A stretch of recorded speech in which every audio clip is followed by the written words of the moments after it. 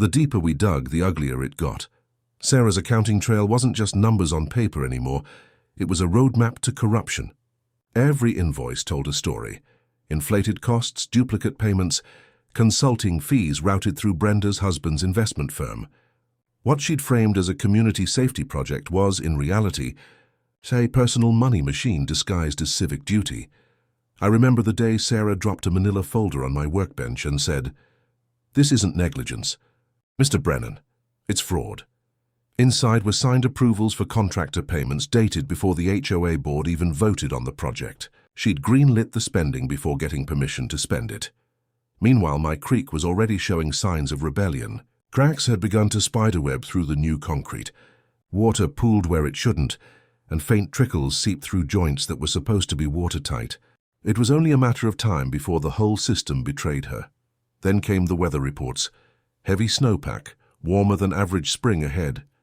My phone buzzed with alerts from the National Weather Service warning of record snowmelt. I didn't need a forecast. I'd already done the math.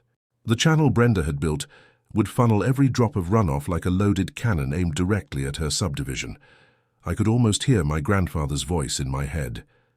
"You can't argue with water, son. You can only respect it."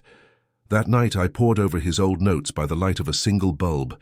He'd mapped the creek's natural floodplain in 1953, the same low ground where Brenda's million-dollar home now sat.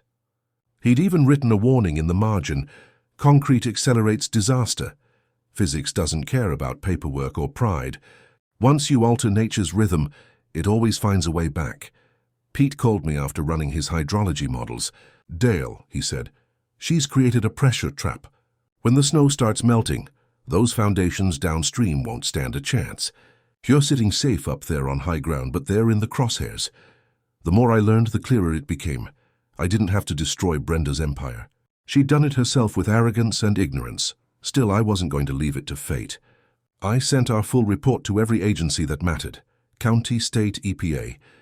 And just to make sure, I slipped a copy to the local newspaper's investigative reporter. The creek was silent that night, but it wasn't dead. Beneath the concrete, I could hear faint murmurs, water searching for cracks, finding them one by one. It wasn't just nature that was unraveling Brenda's plan anymore.